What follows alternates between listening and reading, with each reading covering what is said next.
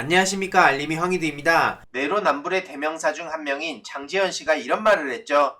윤석열, 내가 충분히 검증했다. 그리고 논란에 대해선 서민적인 모습이다. 이런 식으로 주장을 해서 또 많은 비판을 받지 않았습니까? 장제원 씨가 검증을 하면 오히려 윤석열의 신뢰를 떨어뜨린 것 같다는 생각은 안 합니까?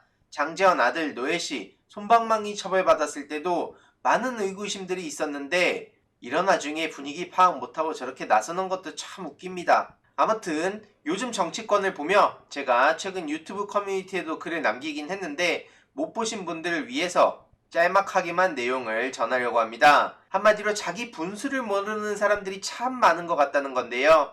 정치 뽕에 취해서든 시대적 사명이라 생각하든 신의 뜻이라고 생각하든 주변에서 부추겨서든 혹은 살기 위해서든 어떻게든 명분을 만들며 현실 정치를 하려고 하는 사람들이 많이 보이지 않습니까? 물론 현실 정치는 너무나 중요한 겁니다. 다만 정치를 하겠다는 사람이라면 최소한 자기 분수를 잘 파악해야 된다고 생각하는 거죠. 가령 대통령이 되겠다면 어떤 나라를 꿈꾸는지, 현실적으로 가치를 어떻게 반영할 건지, 지금 현존하는 문제들이 뭐고 시대 정신은 뭐고 복잡하게 얽힌 매듭을 어떻게 풀어갈 것인지 이런 내용들을 고민할 게 무수히 많다는 거죠.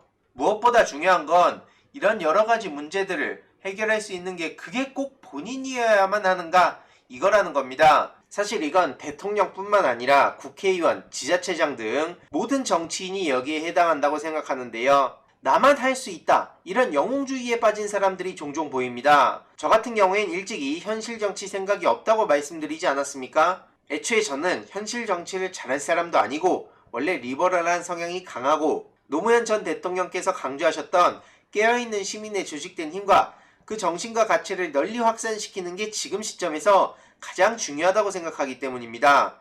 게다가 대부분 무관심하고 쉽게만 생각하는 온라인 환경 변화와 새로운 커뮤니케이션 방식에 관심을 갖고 있고 마침 제 경력이 프로게이머랑 유튜버입니다. 그래서 청소년들과의 소통도 수월하게 진행이 가능하기에 제 쓰임새를 잘 활용하는 거죠.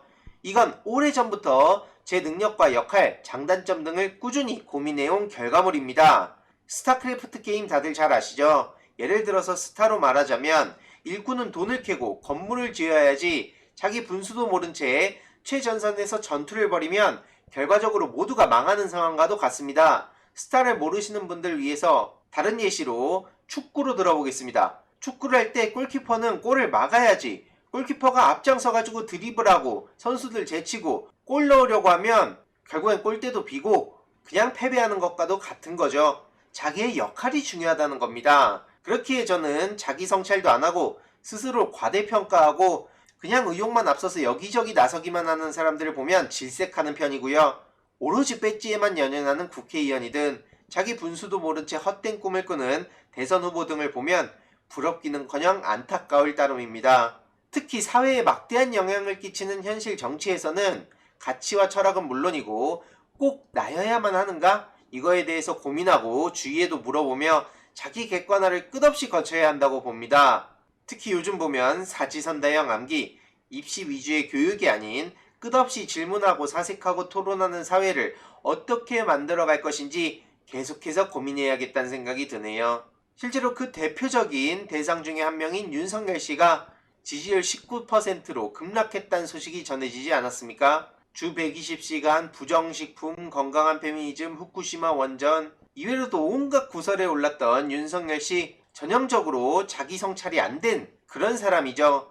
이렇게 윤석열 씨의 20%가 무너지자 당 안팎에선 허세론이다, 후보 사퇴해라 이런 강하게 흔들기가 시작됐다는 소식이 전해졌습니다. 게다가 윤석열의 개인에 대한 논란은 둘째치고 부인 김건희 관련 의혹을 앞세운 네거티브 공세 수위도 한층 높아질 것으로 보인다고 하는데 네거티브 공세라고 하기에는 김건희 씨 관련 의혹이 너무나 심각하고 명백한 게 많지 않습니까? 이 모든 것을 그냥 싸잡아서 네거티브라고 깎아내려선 안 된다고 생각하고요. 국민의힘 대선 경선 예비후보인 장성민 씨 같은 경우에는 윤석열 대세론은 허풍론이자 허세론이다 이렇게 주장하고 있습니다. 참고로 이 장성민 씨 앞에 자꾸 DJ 얘기하는 거 정말 기가 차서 말이 안 나옵니다. DJ 적자 타령하고 있는데 DJ 적자가 국민의힘에 들어가는 게 상식적으로 어떻게 보이십니까? 어떻게 저런 사람 앞에 자꾸 김대중 전 대통령 이름을 붙이는지 말도 안 되는 거라 생각하고요. 아무튼 그러한 장성민 씨는 반문전선의 반사적 이득으로 그냥 임시 대피소이자 심리적 휴식처라고 윤석열 씨를 비유했습니다. 그래서 국정 운영도 잘 모르는 아마추어다. 현실 감각과 정무적 판단력 부재다. 그리고 매력적 포인트도 부재다. 이렇게 혹평을 날렸죠. 게다가 다음 주 월요일엔 홍준표 씨가 돌아온다고 하는데 홍준표 의원은 다들 잘 아시다시피 윤석열 저격수 중 한 명이죠. 게다가 윤희숙 의원 같은 경우에도 윤석열 씨와 최지영 씨를 향해 불쾌감을 표시하기도 했습니다.